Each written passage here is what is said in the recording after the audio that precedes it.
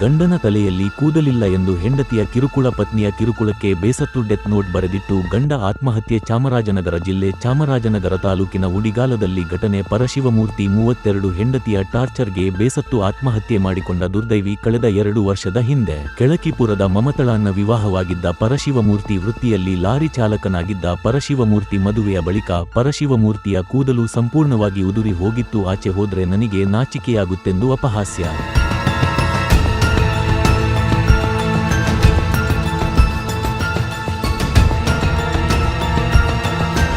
ತಲೆ ಕೂದಲು ಇಲ್ಲದವ ನನ್ನ ಗಂಡು ಎಂದು ಹೇಳಿಕೊಳ್ಳಲು ಮುಜುಗರ ಪಡುತ್ತಿದ್ದ ಪತ್ನಿ ಮಮತಾ. ಸಾಲದಕ್ಕೆ ಸುಳ್ಳು ವರದಕ್ಷಿಣೆ ಕಿರುಕುಳ ಕೇಸ್ ಕೂಡ ದಾಖಲಿಸಿದ್ದ ಮಮತಾ ಚಾಮರಾಜನಗರ ಗ್ರಾಮಾಂತರ ಠಾಣೆಯಲ್ಲಿ ಕಳೆದೊಂದು ವರ್ಷದ ಹಿಂದೆ ದೂರು ನೀಡಿದ್ದ ಮಮತಾ ಪತಿ ಪರಶಿವಮೂರ್ತಿಯನ್ನ ಜೈಲಿಗೆ ಕಳುಹಿಸಿದ್ದ ಪತ್ನಿ ಮಮತಾ.